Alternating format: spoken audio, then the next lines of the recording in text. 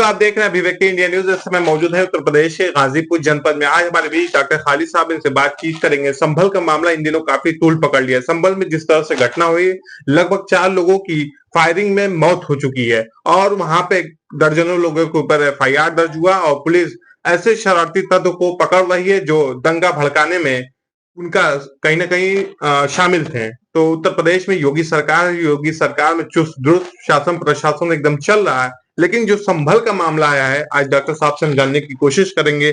जिस तरह से न्यायालय में मामला पहुंचता है, उसके बाद तुरंत ही आदेश हो जाता है और आदेश होने के बाद तुरंत ही सर्वे के लिए टीम पहुंच जाती है। शाम में डीएमएसपी की मौजूदगी में सर्वे होता है, उसके बाद सर्वे कंप्लीट हो जाता है।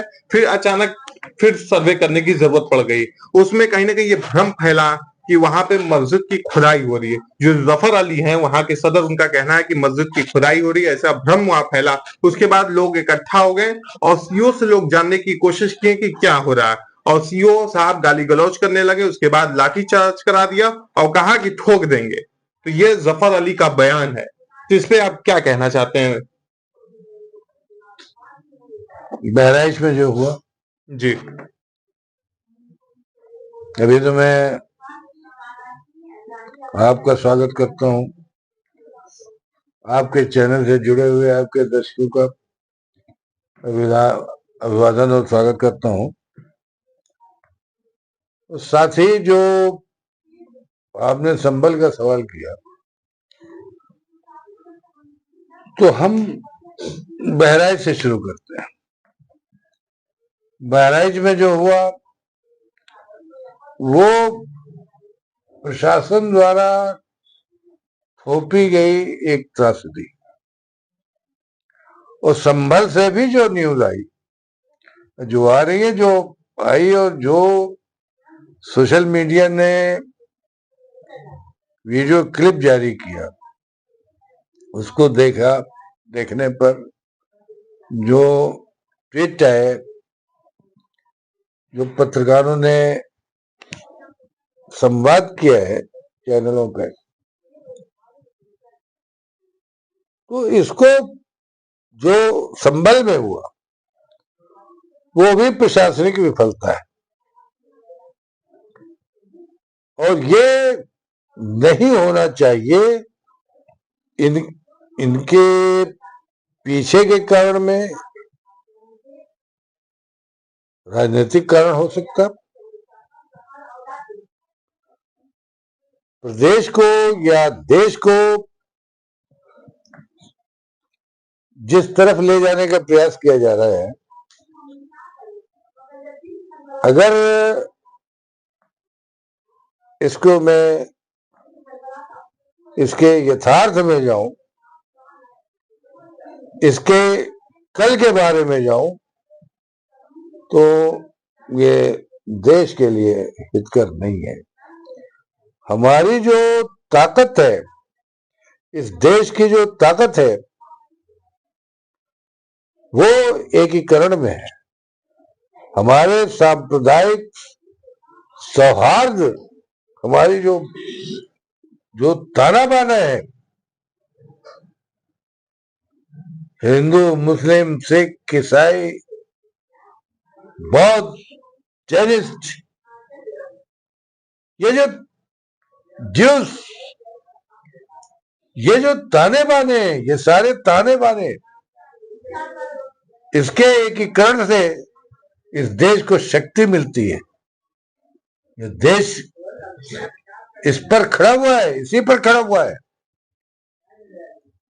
इसके ताने बाने को छिन्न भिन्न करके किसी राजनीतिक दल का लाभ हो सकता है, उसको सत्ता मिल सकती है, लेकिन देश को कुछ मिलेगा नहीं। सिर्फ देश खोएगा, देश को कुछ मिलेगा नहीं।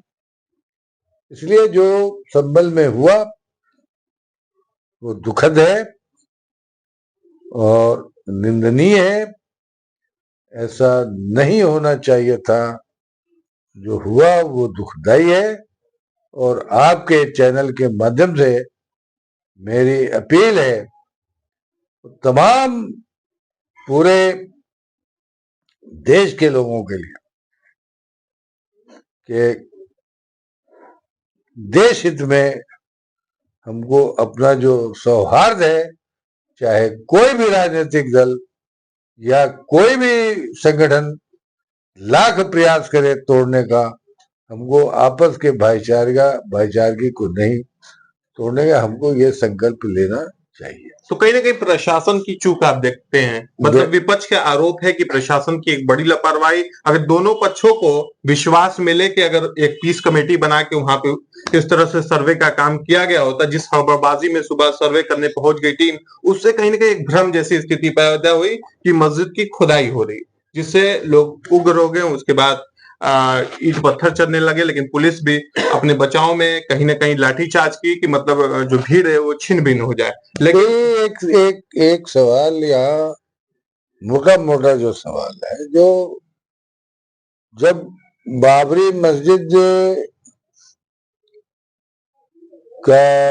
की घटना हुई 6 दिसंबर 1992, उसके बाद कानून ये बना कि बाबरी मस्जिद के प्रकरण को छोड़कर देश में जो धार्मिक स्थल है, चाहे वो किसी धर्म से संबंधित हो, उनकी स्थिति 1947 में जो रही है वो बरकरार रहेगी। तो एक तरफ जब इस तरह के कानून है तो न्यायालय द्वारा उस मस्जिद का संभल की जिसकी बात हो रही है, तो वो तो 1947 के पहले की मस्जिद बनी हुई है।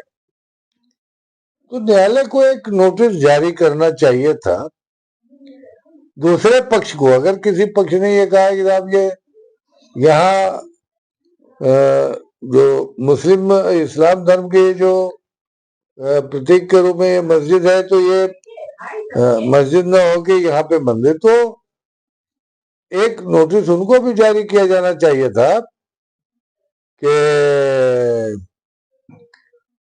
इस विषय में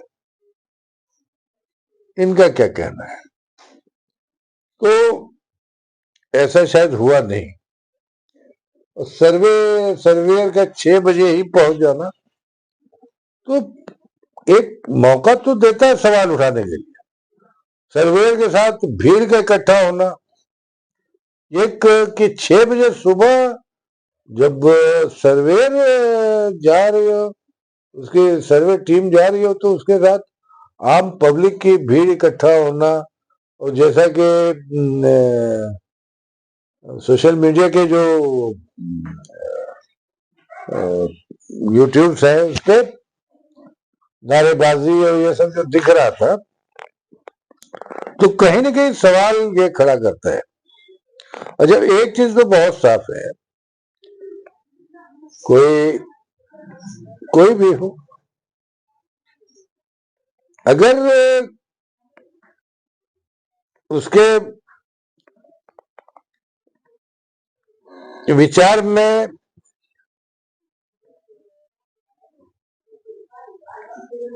पक्षपात है, जाति, वर्ग या धर्म को लेके या भाषा को लेके या किसी भी विषय को लेके, तो उससे आप न्याय की आशा तो नहीं कर सकते। तो ये भी एक बड़ा कारण है कि किसी वर्ग, किसी जात, किसी धर्म के लोगों में उसमें विश्वास का खो देना। राजधर्म की परिभाषा तो बहुत साफ है। राजधर्म विभेद नहीं करता। राजधर्म जाति, धर्म के नाम पर न्याय को विभाजित नहीं करता है। न्याय सबको मिले, जो भी है, जो न्याय के पात्र हैं, उनको न्याय मिलना चाहिए। एक आदमी जुर्म करता है उसकी सजा कुछ है, वही जब जुर्म दूसरी किसी जाति या धर्म का आदमी करता है उसके लिए सजा कुछ होगी। तो ये समाज में गैर बराबरी का जो संदेश जाता है उससे हतोत्साहित होता है। उसको लगता है जैसे कि मेरी हिस्सेदारी नहीं है, मेरी भागीदारी नहीं है इसमें। तो ये जो वातावरण बन रहा है, ये इस तरह का जो प्रयास हो रहा है कि राजनीतिक लाभ लेने के लिए ऐसा वातावरण बनाया जा रहा है, क्या लगता है? तो राजनीति हमारे यहाँ तो जो छोटी छोटी जातियों ने अपनी अपनी जाति का एक संगठन गढ़ा कर एक पार्टी बना ली है। तो संभल की जो घटना हुई कहीं न कहीं मतलब पहले ही से उसकी तैयारी हुई थी। जिस तरह से पुलिस भी कर रही कि एकाएक लोग भीड़ इकट्ठा हो जाती है, उसके बाद जिस तरह से पथराव होता है, उसके बाद 4 लोगों की मौत भी हो जाती है। उस परिवार का आरोप है कि पुलिस की गोली से ही हमारे बच्चों की मौत हुई है। भाई बाइक जो दिख रही है उसमें तो पुलिस को ही गोली चलाते हुए देखा जा रहा है, जो वीडियो वायरल हो रही है। जो वीडियो वायरल है तो उसमें तो, और जो पोस्टमार्टम रिपोर्ट की अभी जो पोस्टमार्टम रिपोर्ट की को आ रहा था आपके सोशल मीडिया चैनल पे भी है, उसमें जो पोस्टमार्टम रिपोर्ट में जिस गन शॉट के उसमें उल्लेख किया गया है वो 303 बोर के गोली का है। तो वो तो प्रतिबंधित बोर है, वो तो उन्हीं की है, पुलिस वालों की। तो और फिर उधर से पुलिस वालों का कहना है कि हमारे ऊपर फायर हुआ, तो उनके फायर सब घुटनों के नीचे ही है।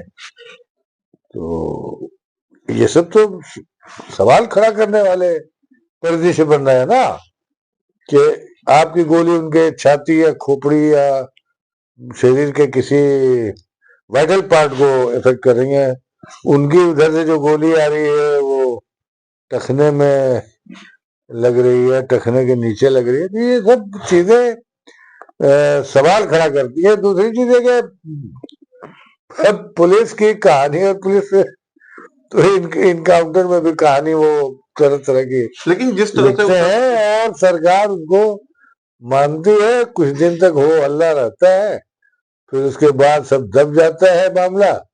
जिसके घर का मामला होता है, जिसके यहाँ त्रासदी, वो जीवन भर झेलते हैं। हम और आप जाते हैं, 10-5 मिनट उसकी दुख सुख में शामिल होते हैं, सांत्वना देते हैं, फिर आगे अपनी दुनिया में लग जाते हैं, बात खत्म हो जाती है, फिर बात आगे बढ़े। लेकिन विपक्ष जिस तरह से उत्तर प्रदेश की सरकार पे हमलावर है, आप देख सकते हैं तेजस्वी यादव, उनका कहना है कि उत्तर प्रदेश में पुलिस का गुंडाकरण कर दिया गया है। तो दिख तो रहा है। तो कानून व्यवस्था को संभालने के लिए ना वो नहीं, वो जो दिख रहा है उस पर वो कह रहे हैं। तो वो कानून व्यवस्था को संभालने के लिए उत्तर प्रदेश की पुलिस मदद लगी थी कि दंगा और ना भड़के।